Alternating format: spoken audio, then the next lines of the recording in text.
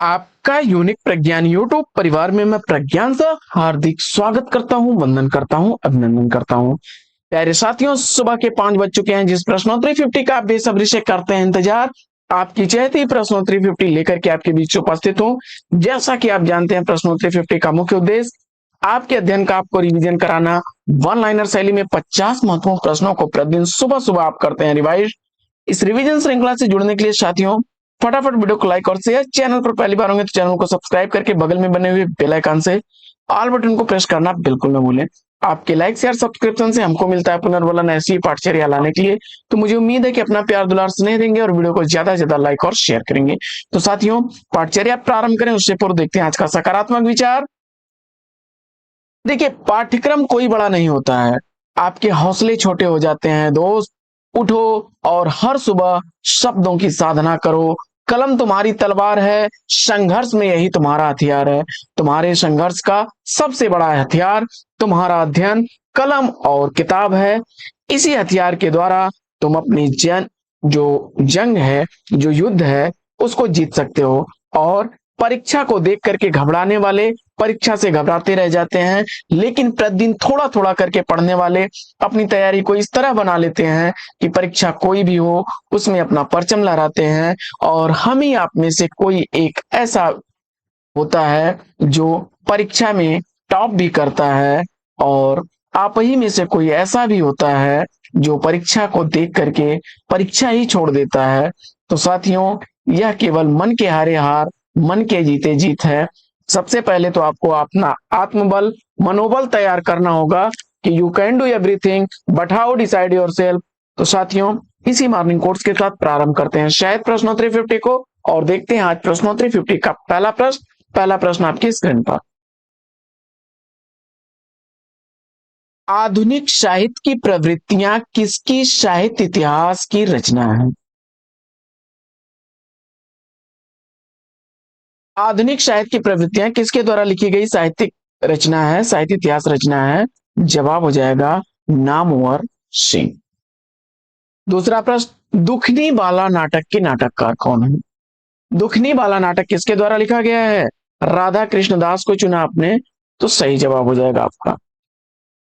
तीसरा प्रश्न, सात आसमान उपन्यास के रचनाकार कौन है? सात आसमान उपन्यास असगर वजाहत द्वारा लिखा गया है।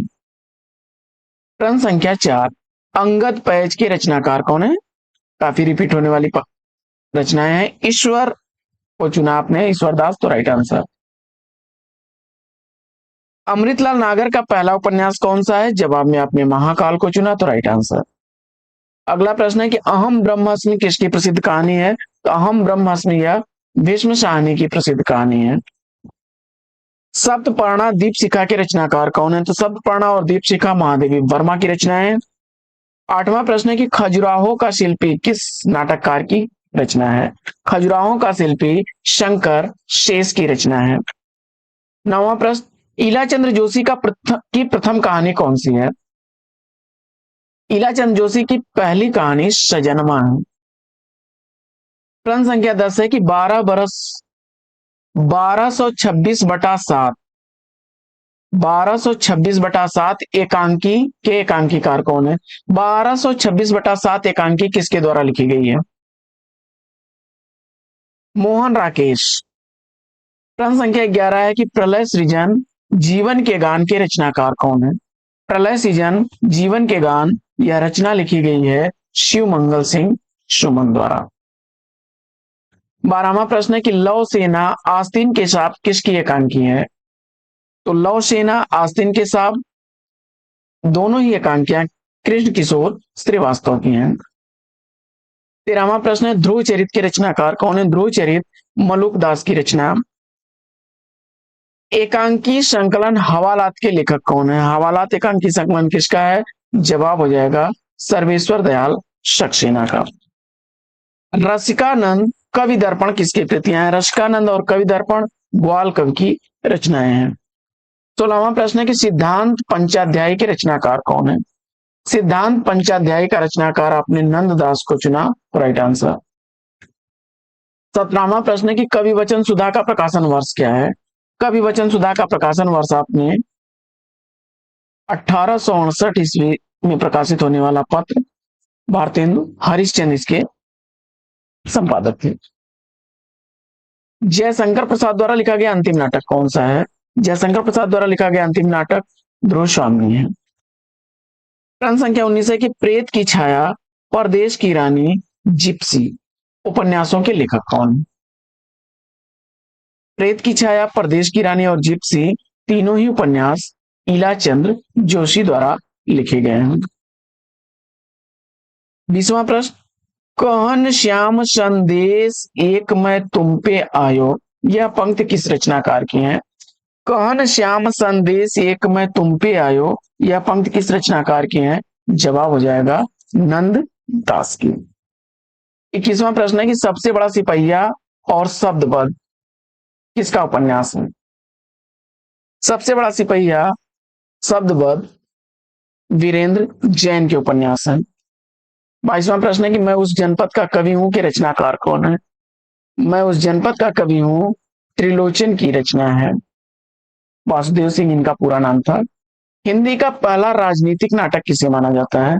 हिंदी का पहला राजनीतिक नाटक भारत दुर्दशा को माना जाता है। 24वां प्रश्न है कि नंददास की किस रचना का संबंध नायिका भेद से है? नंददास द्वारा लिखी गई रस मंजरी का भेद नायिका भेद से है। 1550 ईस्वी इस रचना का रचनाकार। प्रश्न संख्या 25, गर्भरंडा रहस्य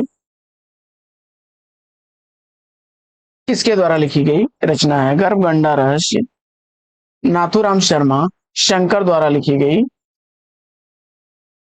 नाथुराम शर्मा शंकर द्वारा लिखी गई है गर्भरंडा रहस्य। शिवराज भूषण में कितने अलंकारों का वर्णन है? 105 अलंकारों का वर्णन चुन करके सही जवाब दिया आपने। 27वां प्रश्न है कि निर्वैयक्तिकता का सिद्धांत के प्रवर्तक कौन है? निर्वैयक्तिकता का सिद्धांत टी.एस. इलियट महोदय का है। 28वां प्रश्न है कि भक्त नामावली की रचनाकार कौन है? भक्त नामावली रचना ध्रुवदास की रचना है।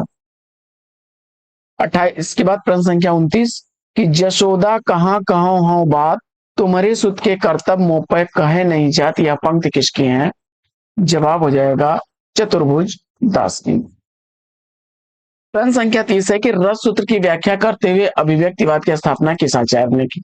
रस सूत्र की व्याख्या करते हुए अभिव्यक्तिवाद की स्थापना करने वाले हैं अभिनव गुप्त। प्रश्न संख्या 31 है कि राखी की लाज नाटक के नाटककार कौन है? राखी की लाज नाटक वृंदावन लाल वर्मा द्वारा लिखा गया है। 32वां प्रश्न है कि 9 साल छोटी पत्नी किसकी रचना है? 9 साल छोटी पत्नी रविंद्र कालिया की रचना है।